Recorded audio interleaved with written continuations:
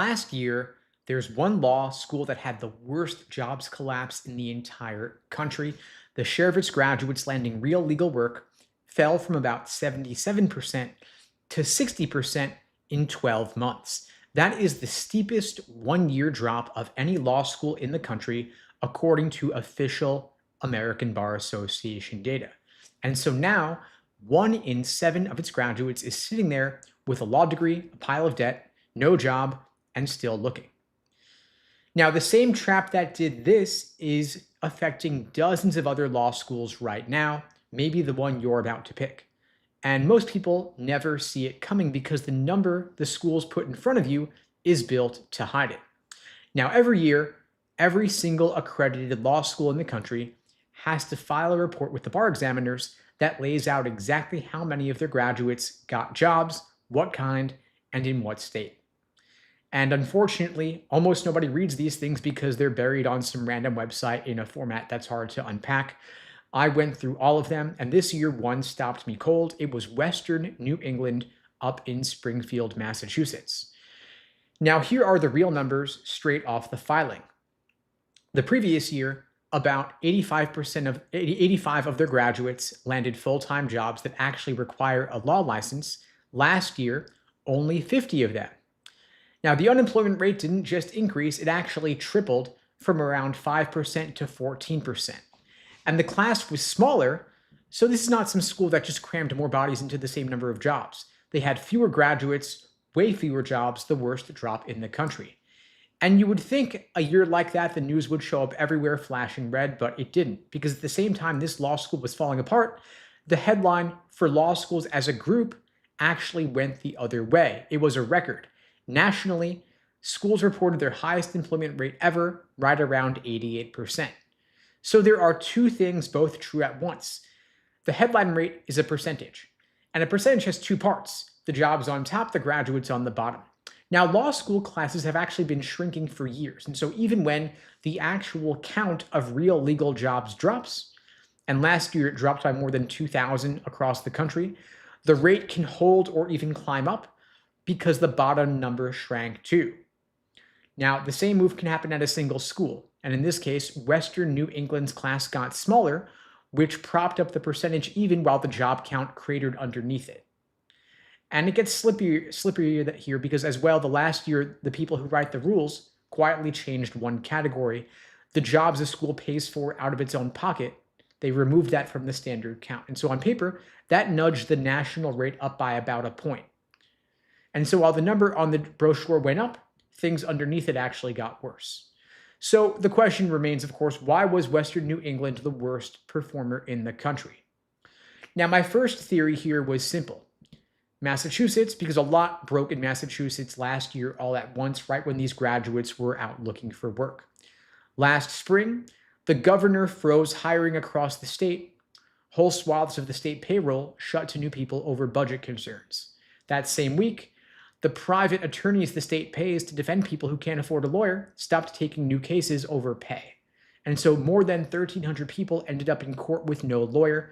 So the entire side of the legal world that runs on government money, the state agencies, the courts, the public defense work, basically all of that seized up right when the school's graduates needed jobs. And that hits this school harder than most because this school leans on those exact jobs: government, public interest, court clerkships. And in a normal year, more than 1/3 of their graduates' jobs come from that side of the law. So that was my story, that was my theory, all about the state of Massachusetts. But then I looked at the data on the other law schools in Massachusetts, and that story fell apart because Boston College and Boston University are of course, in the same state, hit by the same freeze, but their numbers went up. Now, the whole answer to this dilemma, this paradox, is reach. BC and BU don't keep their graduates in Massachusetts. They send them everywhere. BU placed 57 graduates in New York and another 15 in Washington, D.C. in a single year. BC sent more than 50 to New York. So going to big national firms, federal jobs, other states. But Western New England's graduates couldn't do that. About 63 of their graduates ended up in Massachusetts, 21 next door in Connecticut, only 5 in New York. The rest of the country doesn't really hire from this school, and so when their home state stopped hiring, there was no elsewhere to go. They were stuck fighting each other, competing over a shrinking pile of local jobs. Now, there is one school that looks like it breaks this rule, Suffolk Law, also in Massachusetts.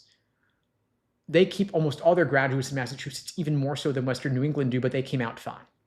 But they are one of the biggest suppliers of working lawyers in Massachusetts. The local courts, the small firms, a lot of them run on Suffolk graduates. So they can ride it out because they're first in line. Western New England is the squeezed middle. They're not national enough to go elsewhere, but not dominant enough in their home state to be safe when things get tight. So what do I want you to take from this? I know that most folks are, of course, not in Massachusetts, not affected by these schools specifically. I want you to think about, when you choose a law school, what I would call the home state trap. Idea being, most law degrees are local, way more local than most people think. About 2 out of 3 law graduates across the whole country take their first job in the state where they went to school. And for a lot of schools, that's the whole point. You want to stay close to home, practice where you want to live, and pay less to do it. And concentration isn't necessarily a problem. The danger is if you're concentrated with no way out. If you're stuck in one state and you're holding a degree that can't get you hired anywhere else.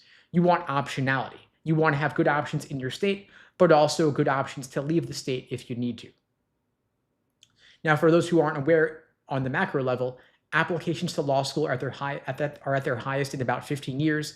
Everybody's piling in. Meanwhile, the actual job market for new lawyers is smaller than it was before the 2008 crash. And so you've got more people than ever chasing fewer jobs than the market had before the crash. And when that many people are fighting over fewer jobs, the regional law schools with no exit are exactly where the crunch lands first.